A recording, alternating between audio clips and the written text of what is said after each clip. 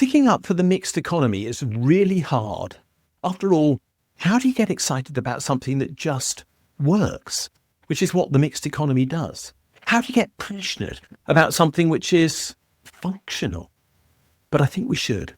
I actually believe it's vital that we begin to talk about the importance of mixed economies again, because the world of politics is dominated by narratives that pretend that the mixed economy doesn't exist, doesn't work, and is, if anything, harmful. And all of that is nonsense. We need to give a shout out to something which is fundamental to our well-being, and that is the mixed economy. So, why do we need to talk about this now? Well, fundamentally because free markets had very clearly failed us. We had a commitment to mixed economies in most of the world from around 1945 until 1980, during what has been called the post-war era. During that era, we had a consensus that if the state and markets worked together, we would produce best outcomes for the world. And then we had a backlash. The backlash happened when we began to introduce fiat currencies, which are those which are not backed by gold, but just by the promise of a government. And most particularly, we had a backlash when the world had no idea how to handle the consequences of conflict in the Middle East in the 1970s and the resulting economic crises that flowed from it. Those were exploited by neoliberals, and they promoted the idea that we should prioritize markets as the solution to all known problems in all economies the world over. But the fact is, this hasn't worked. What we've seen is that crises have developed which have revealed deep structural weaknesses in the world's market economies. Those have led to things like financial meltdowns in 1987, in 2008, maybe in 2000, although by and large we avoided most of the harm from that one. And of course, we had another one in 2020, which was COVID related, but where markets would have failed by themselves. So what we need is a framework that delivers for people. And people have realized that markets aren't that. And if there's one thing that we can be sure about now in the world of economics and politics, it is that people realize that what we had did work and what we have now does not work. So for that reason, discussing the mixed economy at this moment is something that's really important. We need to have a mixed economy again. We need to prioritize it. And in the process, what we need to talk about is how the instruments of social democracy that were created after the Second World War, universal healthcare, education, housing, social security, a safety net as a consequence, and all those other things that lifted people out of the poverty which had been their fate in the 1930s and created prosperity for so many from the 1950s onwards, can be delivered again. Because, as a consequence of neoliberal politics, the commitment to those things has been abandoned, and we've paid a heavy price for that. People want those things back. They don't want unfettered markets. Those political parties that have shown themselves to be committed to those unfettered markets are now paying a high price for it. That includes the Democrats in the USA, who have not been able to stand up for what they used to do, which is social democracy, and the Tories in the UK, who are basically in a state of collapse, because when people realise that all they have to offer is more market solutions, people have rejected them. So what we want, and what people clearly want, is this mixed economy, even though we don't talk about it. So what is the mixed economy? Let's be clear about our terms here. A mixed economy is nothing more or less than a partnership between the state and private enterprise.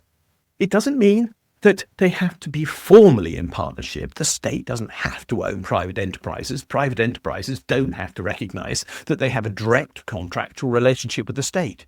But there is an implicit relationship where each side knows they are dependent upon the other to succeed. And they do that by each of them doing what is best suited to their aptitudes. And so we look at things that are effective, and we look at outcomes and not just at ideology as a way to decide how we will manage the economy. And the reality is that markets and states do rely on each other. Both contribute to prosperity and stability, and they aren't even rivals. they're actually collaborators in common purpose when you stand back and look rationally at what goes on in the real world in which we actually live and will continue to live, because there is no way on earth that we are going to cease to live in a mixed economy during the rest of my life, your life, or those not yet born. Neither the state nor markets work on their own. That's a simple, straightforward statement of fact, and I don't care what ideologues say, there is no alternative to the claim I've just made. We need this combination, and yet politics has been dominated by proponents of either markets or the state, and of late, just of markets, because proponents of the state have almost entirely disappeared. So, what is the role of the state? The state is absolutely essential because it provides the infrastructure and rules within which markets can operate. Without rules, markets can't work. It's a bit like trying to play football without rules. It just can't happen. Because if one side has 15 players and the other has only got 9, and one side recognises an offside rule and the other doesn't, you don't get a fair outcome. You cannot get competition. And so the state, by setting the rules of competition, actually facilitates markets so that they can deliver of their best. At the same time, the state has to recognise that markets will fail.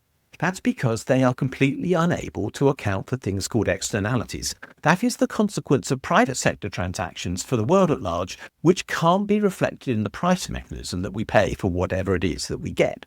So, for example, tobacco companies can supply toxic products and not have to account for the consequence for ill health.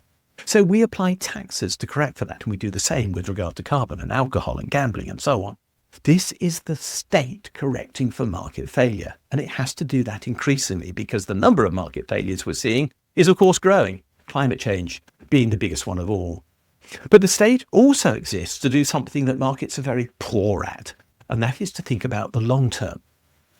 The way in which corporate decision-making has developed means that anything that happens in the longer term, 15 plus years' time, is basically ignored when they come to making investment decisions. But so much that we now need is actually based upon long-term decision-making with consequences arising well after 15 years' time. So the state is best able to do those things, whether it be the provision of transport infrastructure or energy infrastructure, whatever it might be, including, of course, defence against flooding and defending us against climate change. The state, in other words, prioritises people and not profit. It prioritises the long term and not just the short term. And it prioritises society and not individual gain. The role of markets, on the other hand, is, of course, to actually undertake commercial activity. And there's nothing wrong with that. We need commercial activity. I'm very happy for markets to be able to produce products that I want. They can brew my beer. They can bake my bread. They can do whatever it is that they want, so long as it is safe. In other words, so long as they undertake these activities within the rules that society lays down to make sure that everyone is protected. They can also drive innovation. They can drive efficiency. And they can deliver these things if they can, because that is the way that they will increase their profits. And they have that incentive. They can even create diversity and dynamism in services, and that will, over the long term, result in better outcomes for most of us. But this, as I've already pointed out, can only happen within guidance and boundaries. Markets must be accountable for the externalities of their activities. And as a consequence, what we also have to be aware of is that markets are very poor at care, at healthcare, at education and even housing, particularly for those for whom market access is very hard. The theory of markets on which the claim is made that they produce optimal outcomes for the allocation of resources within society is based upon the assumption that everybody has equal access to resources. But the simple fact is, that is not true. We know that the vast majority of the people in many countries have very few, if any, savings at all. And we know that income distributions are horribly skewed in favour of a few, with the majority earning not a lot. So, if markets are going to exist, the state has to make sure that people have access to them, which is precisely why the state does, for example, need to run progressive taxation systems Because unless there were progressive taxation systems and benefit systems, markets would in fact fail because there would be a lack of customers for them to actually be able to sell things to. So markets are dependent upon the state because the state is an enabler. It builds the capacity on which markets can be built. It lays the foundation for business success. It ensures resilience in times of crisis, and it provides what markets cannot deliver in the long term whilst correcting for their failures and protecting those who would otherwise not have access. We've lost many of those things over the last 45 years. Neoliberalism has destroyed the understanding of the importance of all those things.